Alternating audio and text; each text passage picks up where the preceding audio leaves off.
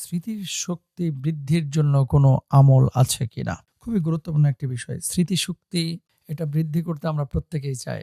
সবাই চায় যে স্মৃতিশক্তি আমাদের বৃদ্ধি পাক। কিন্তু কিভাবে বৃদ্ধি করব?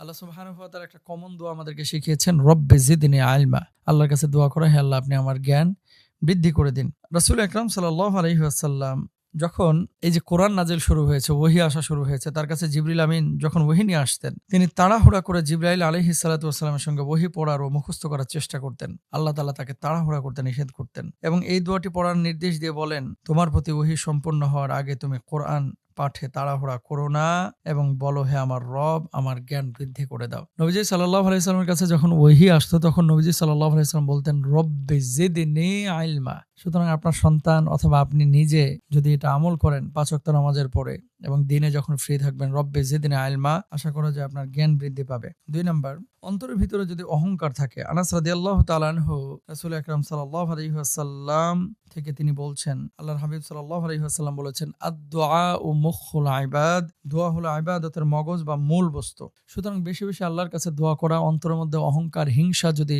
থাকে সেগুলোকে বর্জন করা। আল্লাহ আপনি আমার মেধাকে বাড়িয়ে দিন। তারপরে হালাল খাবার গ্রহণ করা, দুরূদ শরীফের আমল বেশি বেশি করা। আল্লাহুম্মা সাল্লি আলা মুহাম্মাদ ওয়া আলা আলি মুহাম্মাদ সাল্লাল্লাহু আলাইহি ওয়াসাল্লাম। যে কোনো দুরূদ আপনি পড়তে পারেন, আপনার জ্ঞান বৃদ্ধি পাবে ইনশাআল্লাহ। তারপরে ইস্তিগফার আপনি বেশি বেশি করবেন। ইউরসিলিস সামা আলাইকুম মিদরারা ওয়া ইয়ামদিদকুম বিআমওয়ালি ওয়া বানিনা। আল্লাহ সুবহানাহু ওয়া তাআলা কুরআনুল কারীমের মধ্যে বলেছেন, যে যত বেশি ইস্তিগফার করবে আল্লাহ সুবহানাহু ওয়া তাআলা তার জন্য বারাকার দরওয়াজা উন্মুক্ত করে দিবে। সুতরাং ইস্তিগফার বেশি বেশি করবেন ইনশাআল্লাহ তাআলা।